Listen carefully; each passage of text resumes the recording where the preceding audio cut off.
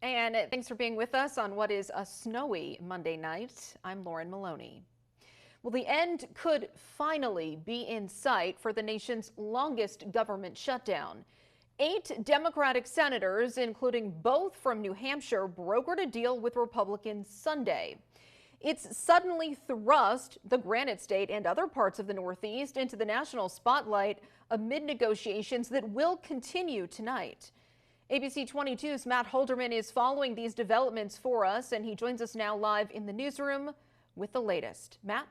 Yeah, Lauren, that's right. New Hampshire Senators Jeanne Shaheen and Maggie Hassan both helped lead that compromise with Republicans that looks like it might result in the government reopening possibly as soon as the end of this week. It's also put Northeast Democrats in an interesting position where the Granite State's congressional delegation is split down the middle, even though they're all from the same party.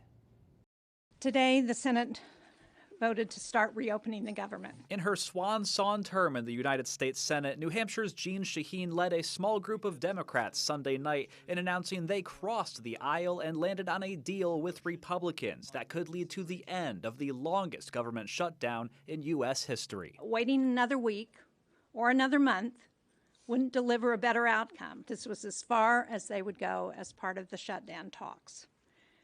This was the only deal on the table. That deal includes means of keeping the government open through January, funding SNAP and food assistance for the entire year, and reversing the firings of thousands of federal workers and giving back pay to millions more. It also comes with a promise from Republicans that negotiations on health care costs can begin once the shutdown ends, the exact thing Democrats have been saying needs to be in the government spending plan. Our work to deliver relief for families now enters an important phase. With the government reopening shortly, Senate Republicans now finally have to come to the table. I understand that not all of my Democratic colleagues are satisfied with this agreement. But many Democrats and independents were more than just dissatisfied. Some were seething with rage over the deal, saying they can't trust Republicans to work with them on the Affordable Care Act, including Vermont Senator Bernie Sanders. When you throw 15 million people off health care, some 50,000 of our fellow Americans will die unnecessarily every single year. Anyone think that's funny? Other New Hampshire and Vermont Democrats shared that same sentiment, including House representatives who will, in all likelihood, decide on the deal later this week. Congresswoman Maggie Goodlander said Monday, quote, "The Senate's proposal rests on a hope that the president and speaker will allow a vote to address this healthcare emergency and end the shutdown." Her counterpart, Chris Pappas, almost finished her thought for her, writing, quote, "Just hoping Speaker Johnson will do the right thing isn't good enough for New Hampshire." And Vermont's lone rep Becca Balint echoed them too, saying, quote, "These pinky promises from Republicans won't save anyone's health care."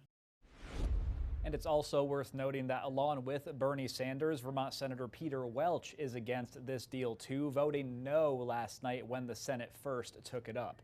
Regardless, the deal has the support it needs to pass the Senate, and it will have a similar fate in the House if all Republicans agree on it there. It would then be up to President Trump to have the final say in ending the shutdown if the House and Senate both pass this plan. For now, reporting live in the newsroom, Matt Holderman, ABC 22 News.